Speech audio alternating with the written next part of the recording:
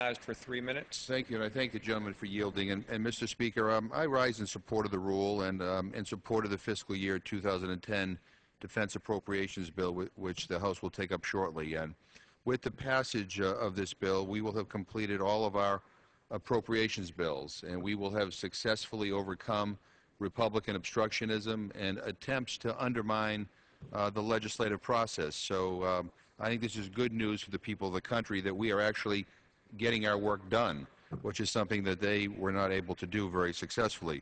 Mr. Speaker, H.R. 3326, by and large, is a good bill. It provides support for our military families, and it provides our troops with the funding and the equipment they need to successfully perform their duties and carry out their assigned missions. And I want to congratulate Chairman Murtha and Ranking Member Young for their bipartisan work on this bill. But, Mr. Speaker, I do not support this bill without significant reservations. I believe that this Congress has not yet come to grips with what our policy is in Afghanistan. This House recently passed an emergency supplemental appropriation bill that provides billions and billions of dollars for the war in Afghanistan, a measure that I opposed. But I believe then, as I do now, that it is a mistake to spend billions and billions of dollars more for a war that has no clearly defined mission.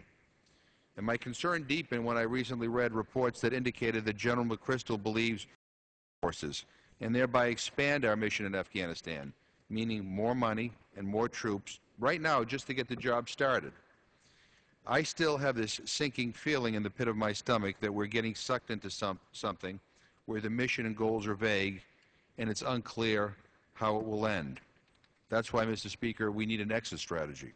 We need a clear definition of when this policy comes to an end, when our troops can come home. Not a date certain, but an explanation as to when the military part of this operation comes to a close.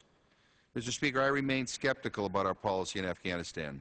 I think this administration needs to provide Congress and this nation and our military families with more clarity on this issue. And if they don't, I believe Congress needs to demand it. Like all my colleagues, I have had many conversations with the men and women who serve in Iraq and Afghanistan, sometimes when they are about to deploy, sometimes when they've just come home, sometimes when they come to my district office, and often because we just run into one another at a coffee shop, a diner, a community center, or on the street. I believe that we owe them a great deal for their service. We owe them the respect of looking them in the eye and telling them that we know exactly what we are doing when we vote for money and missions that will send them directly into harm's way, someplace where they might not return safe and sound to their families and to their loved ones. So, Mr. Speaker, I'm not asking for a protest vote on this bill. On this day, I intend to support the bill. Can I ask for another 30 seconds?